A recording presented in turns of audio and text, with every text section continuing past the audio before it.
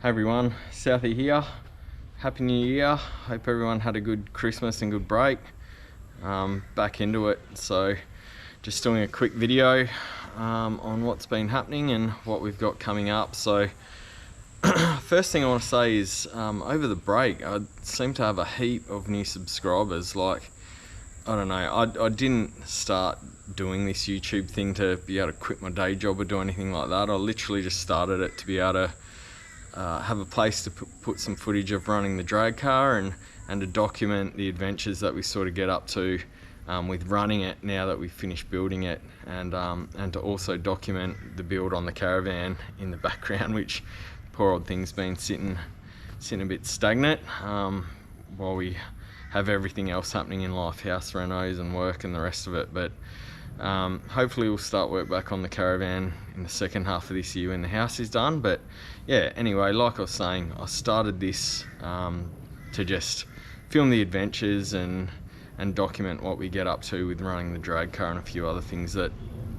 I've got going on in the shed. So the fact that 20 people are interested and subscribed, let alone over 200 now over the break, is just unreal. So thanks to everyone that's subscribed. I hope I don't bore you too much, and yeah, I'll just continue to document what I do and what I get up to, and if you guys enjoy watching it, then that's cool. Thanks for watching, and thanks for the support. So what I'm up to today I was actually meant to be out at Willowbank running a test and tune, but unfortunately last weekend there was a tragic accident out at Willowbank, which is my home track. We were there, I was there with the wife and kids, watching the Top Fuel event that they had out there, and tragically Sam Fennick lost his life when he crashed his door slammer. So yeah, really horrible event, horrible to see in real life. That's the biggest accident I've seen, and I've been going to the drags, for over 35 years, since I was about 5 years old. So yeah, not good to see at all. And thoughts go out to Sam's family, Sam's team, all the volunteers at Willowbank, and anyone that is affected by it. Like, the thing I love about drag racing and the drag racing community is how supportive it is and how close everyone is. I haven't met a bad person involved in the sport yet, and to see something like that happen is just devastating. So understandably the track is still shut this weekend, which is good. It's given me a bit of extra time to just go over the car, make sure I'm 100% happy with everything, double check everything. It's almost been 12 months since I've run the car. Last year was pretty much a washout, so we didn't get any events in. So yeah, it just gives me an extra weekend to go over everything, double check everything, make sure everything is 100%. And there's a few other little upgrades and stuff I've been wanting to do. So I've bought a few bits and pieces over the holidays. I've bought like a little jigger pump to help empty the fuel after each meet. I don't like leaving fuel sitting in the thing because, like I said, it's been almost 12 months since this thing's been run. I put some fuel in it to take it to the overtaking lane Christmas party, so I want to get that out so I can put fresh fuel in. But typically I don't leave fuel in the thing, so having an electric fuel pump will just help drain the tank instead of having to put it up on the hoist, drain it, getting fuel in your armpit and all the rest of the horrible stuff that comes on with draining fluids. So I'm going to jerry rig up a bit of an electric fuel pump that we can take to empty the fuel tank, and I've got a few other little bits and pieces that I'll run through that we'll chuck in at this weekend and just get it ready for the test day next weekend. So next weekend is actually a races test day. It's for IHRA licensed cars and license holders only. So the day goes for a bit longer. They give you more time to set up and get through scrutineering and the rest of it. So hopefully it'll actually work out better if the weather behaves. We'll get extra runs in, more setup time, and that will hopefully make for a bit less stressful day, and any changes or tuning that we want to do to try and improve the car, because this car's only 13 or 14 runs old. It'll give us more time to do it and make the whole thing a bit less stressful. So looking forward to that. So what I'll do is I'll run through a couple of the upgrades. I'll run through what my usual prep is. And I'll also run through a bit of a database that I've set up and that I use on this car to help get my head around tuning it. Like, this is all new to me, so I'm a big fan of data. So I'll show you guys what I've set up with that to help tune the car and hopefully improve the thing. And then have a record of what we've done to get it there. So that's pretty much the plan with this video. So yeah, again, thanks to everyone for watching, thanks to everyone for subscribing, and yeah, let's get into it. I pretty much worked up right until Christmas Eve this year, so I was pretty disorganised. Usually I like to get my shit in a pile leading up to Christmas, get all parts that I want to do for any work I want to do over the holidays on order so it's here, because as most of you guys will know, Australia Post is useless at the best of times. Then add the Christmas mix into it and you're waiting for parts. So unfortunately I was disorganised I should say. I didn't know what I needed until Boxing Day to plan some sort of work, which worked out okay. I saved a bit of cash in Boxing Day sales, but yeah, I'm still waiting for parts almost three weeks later. So spares box, lift your game, killing me. But anyway, I'll run through what we've got and what has turned up and what some plans are. So basically I'm starting to get a bit more serious about putting the SUs in the car. The Strombergs I think I've got pretty close. We'll work through them at the test and tune, and I'm going to run them probably up until March at least, because there's a couple of events coming, so I don't want to reinvent the wheel and start from scratch leading up to those events. So I'll use the next couple of weeks to work through that, get the Strombergs as good as I can get them, and then down the track we'll move to the SUs. So working through what we've got there. Again, starting to order all my AN fittings for the SU setup. So I've got a couple of fittings starting to turn up. I ordered most of these through Spares Box, but they didn't have this one in stock, so that has turned up, but all the rest of the stock from Spares Box is still yet to even be packaged. So it's your game. Fuel pressure regulator, fuel pressure gauge I should say. The regulator's also in the mail. So cool little Moon Eyes one that I grabbed for that. So that'll sit on the fuel rail that I'm doing. So when we get to that, you'll see all that stuff. So that is pretty much it from the SU side of things. So that stuff's in progress. The fuel pump I mentioned earlier, I hate leaving fuel in any of these setups at the moment. Fuel just seems to not last. It goes off real quick and it tarnishes stuff. So typically after each meet I'll drain the fuel out of it. So I've bought just a little 12 volt jigger pump. I've got a mate who actually uses these on a couple of his humpies, and he swears by them. They're super cheap. So for what I want to do, hopefully that'll do the job. So today I've just got, you know, some twin core wire, some alligator clips, a couple of switches that I had left over from some other jobs that I got laying around. So I'll hook up some wiring and some alligator clips so I can just run it off the battery and drain the fuel whenever I want to. So that's one job that we'll be doing today. What else have we got?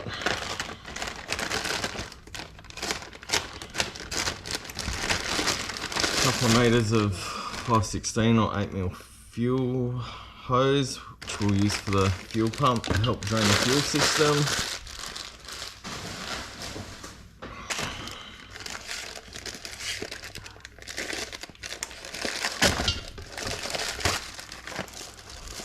another GoPro mount. I'll explain while I've got another GoPro mount here, but basically with the hamster class you can't run any data recording or any electronics, so I guess the way around it that I'm using to tune the car while I'm learning is to basically have a GoPro filming what the gauges are doing, in particular the AFR, so I can see how it's doing. So I'll run through more about data acquisition sort of things, I guess you can call it, a bit later on, but that will help me with that. And the last one here, Brian, who is one of the guys who races in the class with me. He's got a really fast forward powered hamster. He put me onto this at the overtaking lane Christmas party. So we run a plastic race seat in the car. It is not the most comfortable thing, especially if you get caught in the staging lanes. By the time you get out of the car at the other end, your back and your bum are usually pretty over it. So I actually ordered a cover for it, which Brian put me onto. And we'll get that fitted up before next weekend too. So yeah, a little bit of padding, but definitely going to be better than none. So we'll get that on the car as well. So yeah, we'll do double check the prep, get the seat cover on, set up the fuel pump so we can get the old fuel out of it from last month, and then I'll run you through my prep checklist and how I track my data. Let's do it.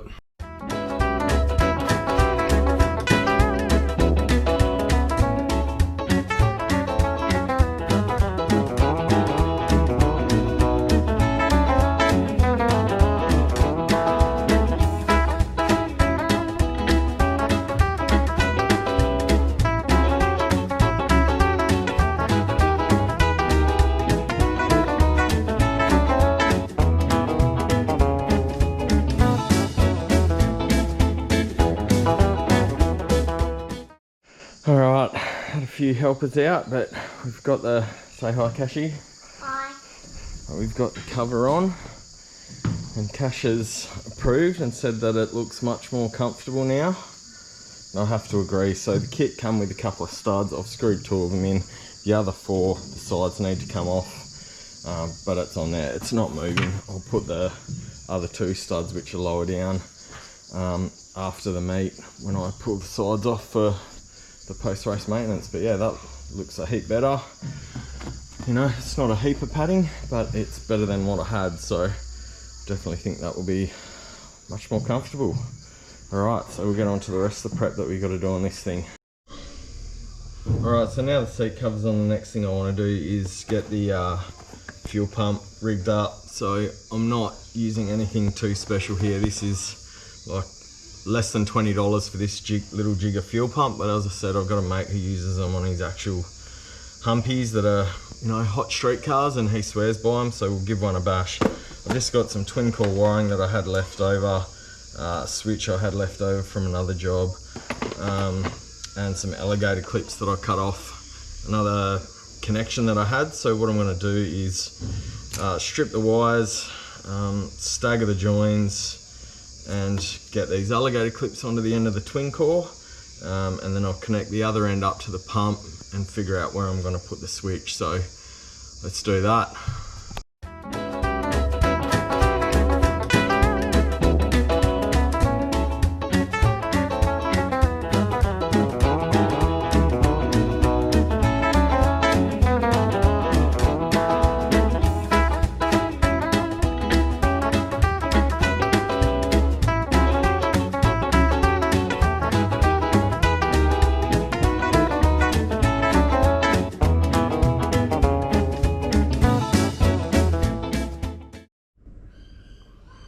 Alright, so we got the alligator clips on there, staggered connections, so it should all be good.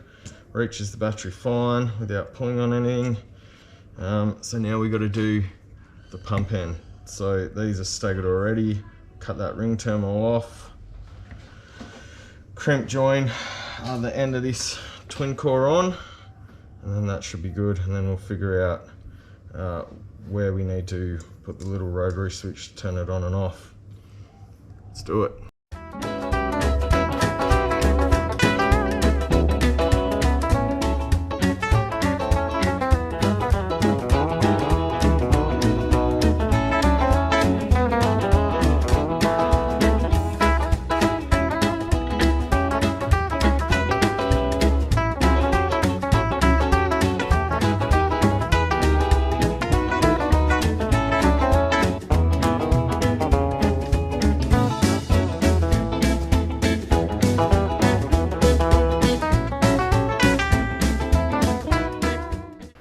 So I had my little helper here. Like I said before, we have dropped the pump, that's good for it. We've connected the pump end, we've connected some alligator clips, and then I've used just this rotary switch that we've had lying around, connected that in line.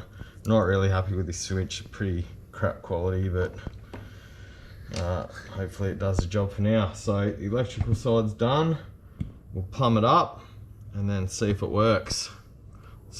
Let's do it.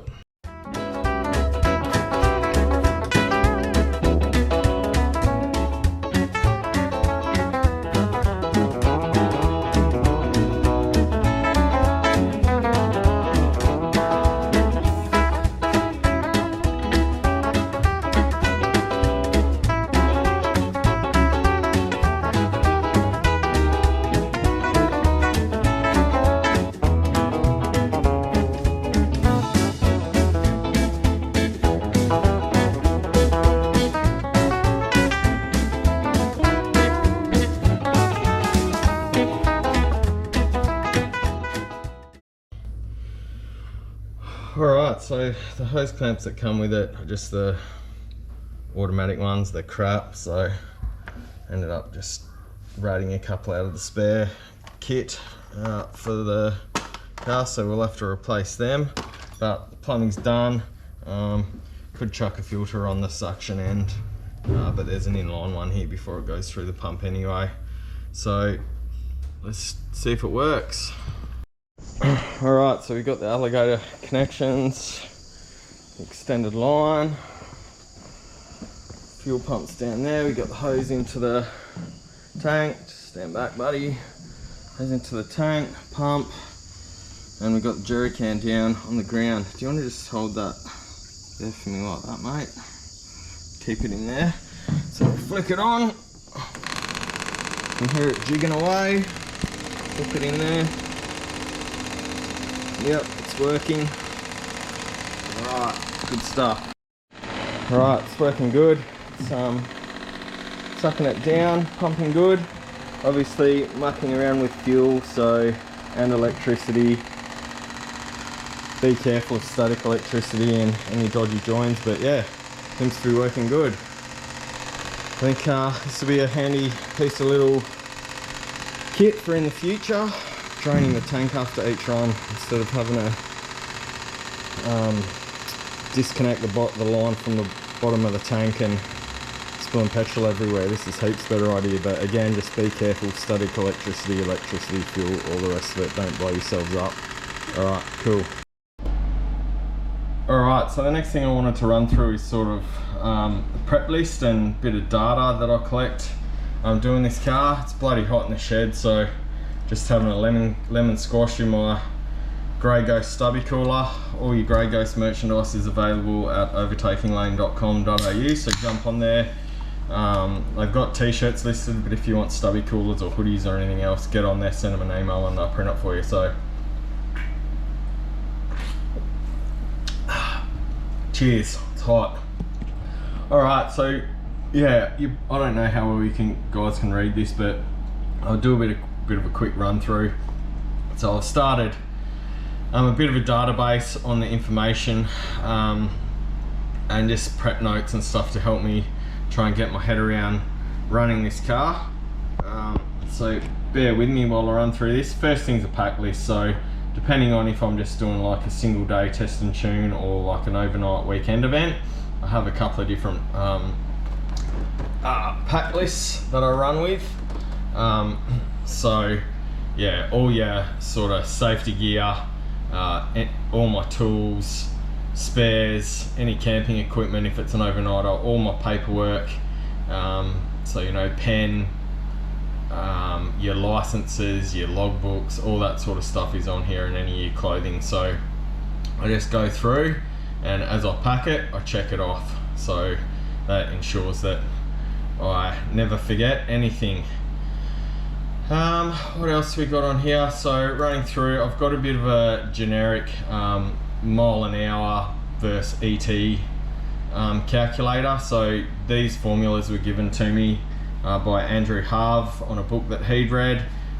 So I've just plotted them out, and then I can put my data in down the bottom here, and I can basically see how the car's going, or how the car's performing to like these linear mile an hour versus ET things. So basically, when I plot any of my stuff, any dots that are above the line means the car is sort of going slower, it's going slower than what it should be for the time, or the mile, or vice versa, or time for mile an hour.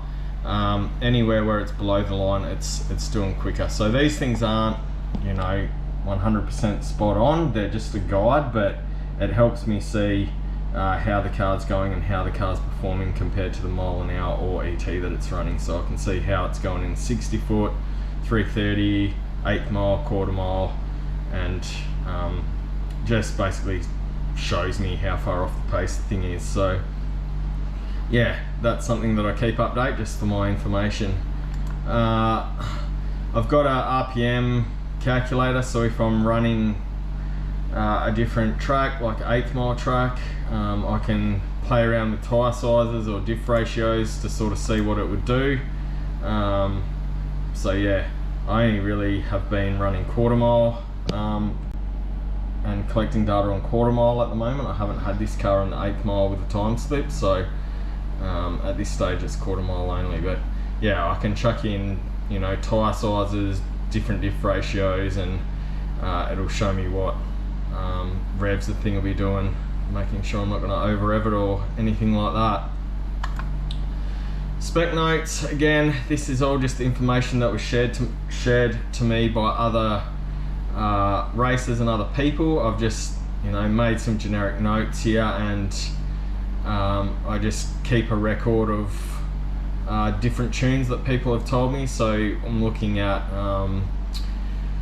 you know, launch RPMs, tyre pressures, tyre sizes, final drive ratios, gearbox ratios, tyre sizes, which I think I've already mentioned, different cam specs, main jets, power valves, idle mixtures, spark plug gaps, valve settings, all the and advanced settings. So these are just notes that I keep that people, you know, it's a good class, people are happy to share info. So anyone that has given me the information, I've put it on here. So Peter Grant, who runs a grey powered hamster, I think he's run a 13.4 at 99 miles an hour.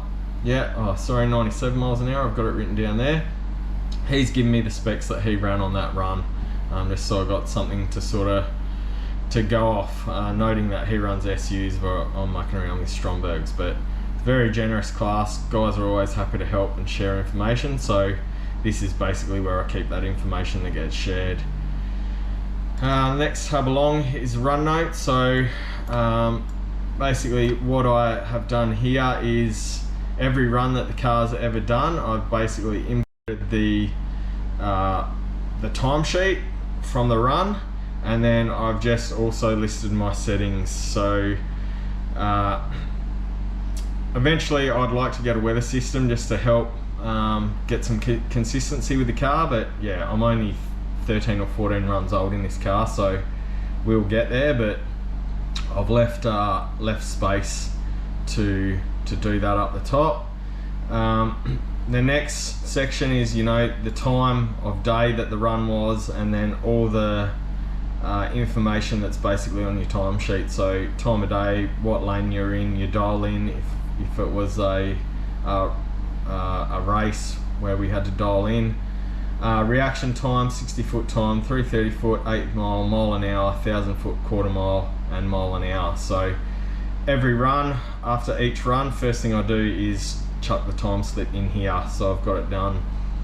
Underneath that, I also have the settings listed of that specific run. So total advance on the timing, the coil type that I was using, the accelerator pump setting, as in what hole I had set up on the accelerator pump lever, my power valve and mains for the front, middle and rear carbs, plug type, plug gap, the fuel type, because eventually I'm going to experiment with 98 versus 91 octane. I've heard a few different things, so once I get a good bass tune in the car I'm happy with, that'll be one of the next variables that I start playing with, but I try and generally only change one thing at a time.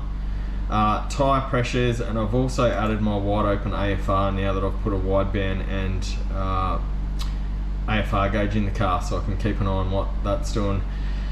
Underneath there, it's just general notes. So was it a half track pass? Was it a licensing pass? Was it a qualifier? Was it a round? You know, any notes on how I thought the car was going? Did it stumble? Was it sluggish down low? And you know, afterwards I'll pull the plugs, have a look at the plugs, and just any notes from there. So this car's been running super fat.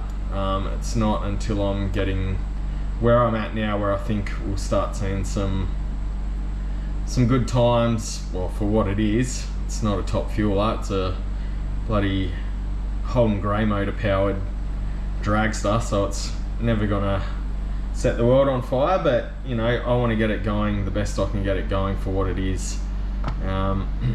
With what I've got as well, the thing doesn't owe me a heap of money. It's all stuff I've had and collected over the years, and you know, trying to do as much of it as I can by myself. So these notes here basically help me record the run and record the settings that I had for that specific run. Next tab along is the time slip. So again, this is just copy and paste. I just usually enter it in the previous tab, and then I just copy and paste it or transpose it across so it fills out here, and then this just allows me to filter, so I can figure out what run, what date, and I can go to those settings and quickly see what was going on if I want to check any of that. But that's just an easier way for me to record and filter what runs I've done. And then the final tab I want to talk about is basically what I am about to run through with the car. I've just got a list of things that I run through, and it's just to give myself peace of mind that everything's okay and that I've checked everything, so I don't need to, you know, be sitting in the staging lanes with all the gear on about to go and go, oh shit, did we check this, or have we done that? Like, by filling this out each run, and before each meeting and after each meeting, I know that the car's good to go and I don't have to second guess myself. So basically, after every meeting, I'll do the oil, check coolant, check and adjust valves, replace the rocker cover gasket if needed, drain the fuel out of it, and as you just saw, I've made that pump, which will help that a bit easier. Check the brake and clutch master cylinders, clean the plugs. I run a couple of different sets of plugs, and I just clean them after, or one of the guys that comes with me cleans them after each run, so we just cycle them through, so we're always putting clean plugs in it. So yeah, I'll clean the last set of plugs that was in it. I've got a set of like cold start, just crappy NGK plugs for running it at home, so I'll put them in for storage.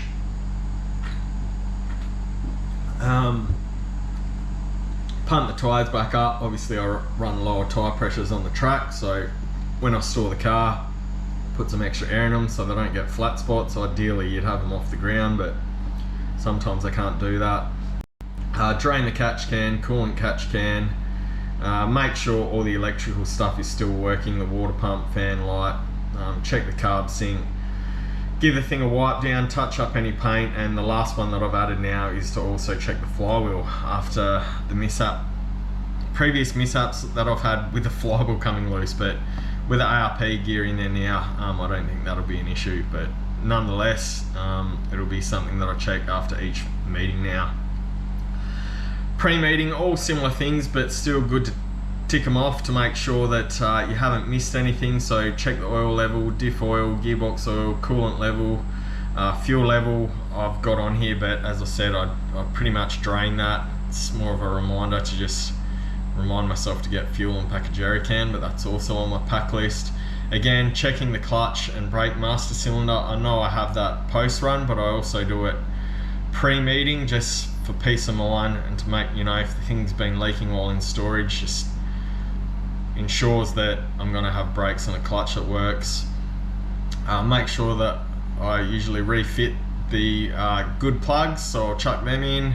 Again, double check that you've drained your oil and coolant catch clans, run over the wheel nuts, check my tyre pressures because I'll drop them when we run, water pump operation, fan operation lights, just throw the timing light on it, double check the timing, double check my carbs are all in sync, run a spanner over all the nuts and bolts, and then touch up any paint. So that's what I'm going to do today, just a quick check so we're ready for next weekend. Like I said, I've already done it. This car was ready for the nostalgias that ended up getting postponed and then subsequently cancelled, so I know that this is all done, but it's just a routine and a habit that I get into for peace of mind that everything's done. And then at the track, after each run, I usually have 2 or 3 mates come out and give us a hand with it. So each of us has a job to do, and before the meet we talk about who's going to do what, so everyone knows, and it makes things run smoothly. But basically check all the fluid levels, check the plugs so I can make notes, drain the catch cans, double check the wheel nuts, double check the tyre pressures, make sure all the electrical stuff is operating, and then download the GoPro data and update the database. So as I said, I bought another roll bar camera mount because I want to have a GoPro for the runs, so I can just record how my runs are going and put them up for everyone to see, and put them up as a bit of documented history for me and my family. But I want to run a second GoPro to film what my info on the gauges are. So, you know, in the heat of battle when you're racing, sometimes you're listening for things or looking at other things, or you're not specifically looking at your gauges necessarily. So having a camera on them at all times that I can then download and revisit after the runs, or, you know, when we're back home, will help me with a bit of data collection, and also, you know, doing a health check on the car as well. So yeah, that's pretty much my spreadsheet that I keep up to date. Everything I do within my life is pretty much on a spreadsheet. So yeah, try and be pretty organised with everything that I do, and that's just a bit of a run through with you guys on what I do and how I run the car. So hopefully that helps. Cheers guys. Right guys, so there you go. I didn't film me doing any of this, it'd be pretty boring, and I think this video has probably already been boring enough for me babbling on. But yeah, so I didn't film someone checking oil or draining catch cans or any of that, but as you can see, I've dated it, I've run through the checklist. The only thing I've got left to do are the spark plugs and tyre pressures, but I'll do them when we get out to the track and when we're all set up. So that's it, we're all set to go for next weekend. Alright guys, so that's it for today. Grey Ghost is all ready to go for next weekend. Hopefully this video wasn't too boring, lots of me talking about spreadsheets, so hopefully I didn't lose yous. Next weekend, 21st, we'll be at the races test day, giving it a run. So we'll have some better footage, some race footage next weekend for you. So what do we say, Chase? Please like and subscribe. Yep, thanks for watching. Like and subscribe. Get the Grey Ghost merch at www.overtakinglane.au. overtakinglane.com.au. Get your Grey Ghost merch, stubby coolers, shirts, hoodies, whatever you want. Just send the guys an email and they'll print it for you. Which reminds me, I just, while we were filming this, got a message from my mate Drew Sharp in Adelaide. down at the Glenelg All Holden Day show, repping the Grey Ghost merch and grabbing me our All Holden Day shirt. So thanks for that, Drew, appreciate it. And if you guys haven't seen Drew's channel, Sharp Tooling, he's doing a FB Holden wagon standard, so same as ours, but his is like honey beige, or I'm sure he'll correct me on the colour, but he's doing a mint rebuild on that thing. So if you're interested in that, jump onto his channel and have a look. His attention to detail is like next level. The grey motor build that he's done is full of info. It's an awesome watch, so go give Drew's channel, Sharp Tooling, get on there and have a look. You're a legend, Drew. Alright guys, that's it, eh? Thanks for your help today. Bye. We'll go racing next weekend. Yeah. Do some skids. Alright, thanks guys, thanks for watching. See yous. Look. Thanks for watching.